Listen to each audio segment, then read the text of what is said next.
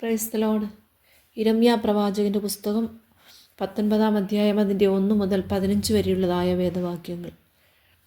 യഹോവ ഇപ്രകാരം കൽപ്പിച്ചു, നീ പോയി കുശവനോടൊരു മൺകുടം വിലയ്ക്ക് വാങ്ങി ജനത്തിൻ്റെ മൂപ്പന്മാരിലും പുരോഹിതന്മാരുടെ മൂപ്പന്മാരിലും ചിലരെ കൂട്ടിക്കൊണ്ട് ഹർസീത്ത് അഥവാ ഓട്ടുനുറുക്ക് വാതിലിൻ്റെ പുറമേയുള്ള ബെൻഹിന്നോൻ താഴ്വരയിൽ ചെന്ന് ഞാൻ നിന്നോട് അരുളി ചെയ്യുന്ന വാക്കുകളെ അവിടെ പ്രസ്താവിച്ചു പറയേണ്ടത്.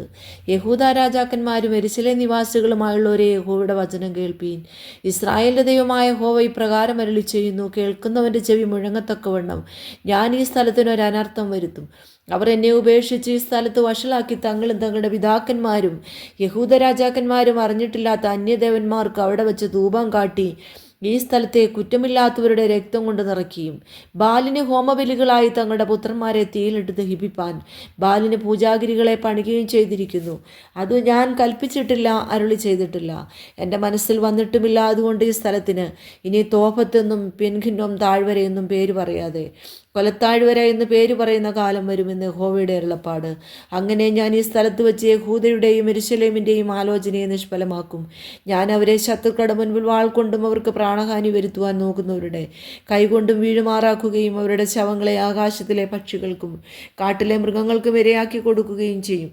ഞാൻ ഈ നഗരത്തെ സ്തംഭനത്തിനും പരിഹാസത്തിനും വിഷയമാക്കി തീർക്കും. അതിനരികെ കടന്നു പോകുന്ന ഏവനും സ്തംഭിച്ച് അതിന് നേരിട്ട സകല ബാധകളും നിമിത്തം ചൂളകുത്തും. അവരുടെ ശത്രുക്കളും അവർക്ക് പ്രാണഹാനി വരുത്തുവാൻ നോക്കുന്നവരും അവരെ ഞെരുക്കുന്ന ഞെരുക്കത്തിലും നിരോധത്തിലും ഞാൻ അവരെ സ്വന്തം പുത്രന്മാരുടെ മാംസവും പുത്രിമാരുടെ മാംസവും തിന്നുമാറാക്കും. ഓരോരുത്തൻ താൻ്റെ കൂട്ടുകാരൻ്റെ മാംസം തിന്നും. പിന്നെ നിന്നോടുകൂടെ പോന്ന പുരുഷന്മാർ കാണുക, നീ ആ മൺകുടം ഉടച്ച് അവരോട് പറയേണ്ടതെന്നാൽ സൈന്യങ്ങളുടെ യഹോവ ഇപ്രകാരം അരുളി ചെയ്യുന്നു, നന്നാക്കി കൂടാതെ വണ്ണം കുശവൻ്റെ പാത്രം ഉടച്ചു കളഞ്ഞതുപോലെ ഞാൻ ഈ ജനത്തെയും ഈ നഗരത്തെയും ഉടച്ചു കളയും. അടക്കം ചെയ്യുവാൻ വേറെ സ്ഥലമില്ലായതുകൊണ്ട് അവരെ തോഫത്തിൽ അടക്കം ചെയ്യും. ഇങ്ങനെ ഞാൻ ഈ സ്ഥലത്തോടും അതിലെ നിവാസികളോടും ചെയ്യും. ഞാൻ ഈ നഗരത്തെ തോഫത്തിന് സമമാക്കുമെന്ന് യഹോവയുടെ അരുളപ്പാട്.